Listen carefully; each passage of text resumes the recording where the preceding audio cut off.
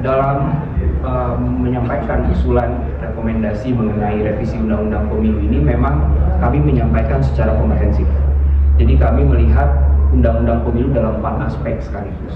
Yang pertama adalah desain sistem pemilunya, yang kemudian ini menjadi sumber utama bagaimana representasi politik itu bekerja. Kami mengusulkan ada perbaikan di sana.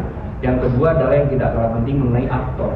Nah, aktor pemilu ini adalah salah satunya penyelenggara, termasuk di dalamnya bagaimana profesionalitas dan independensi dari lembaga penyelenggara pemilu kita. Yang kami usulkan di dalamnya juga berkaitan dengan perubahan desain rekrutmen dari penyelenggara pemilu yang bisa jauh lebih independen. Dan yang ketiga adalah aspeknya manajemen. Nah, di aspek manajemen inilah berkaitan dengan salah satunya soal transparansi penyelenggaraan tahapan pemilu. Kami menyampaikan di dalam naskah kodifikasi yang kami usul, setiap data yang kemudian dikelola dalam penyelenggaraan tahapan pemilu itu harus dibuka ke publik secara luas. Salah satunya adalah dokumen persyaratan pencalonan tadi.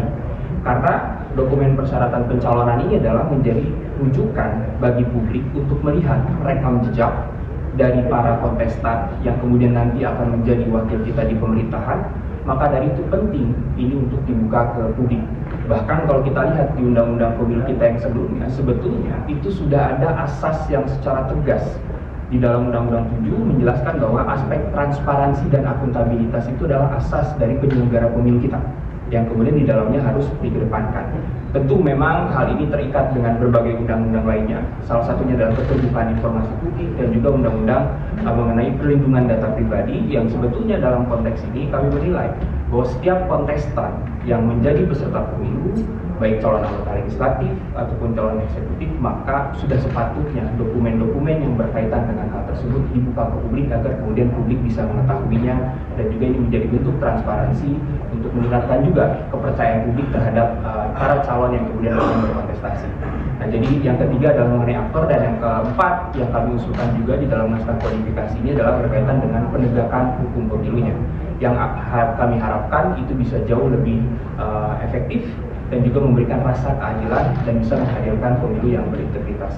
Jadi kami menyerahkan secara detail turunan-turunan bagaimana kemudian pasal per pasalnya juga ke Pak Menko, mulai dari buku 1 sampai dengan buku ketiga yang sudah kami publikasikan, dan nanti dalam waktu dekat kita akan mempublikasikan buku keempat mengenai penegakan hukum pemilu dan sanksi pemilu yang nanti akan kami sampaikan kembali juga. Atas dibatalkannya itu oleh KPU, masalah ijazah dirahasiakan, responnya dari teman-teman koalisi gimana? Sudah seharusnya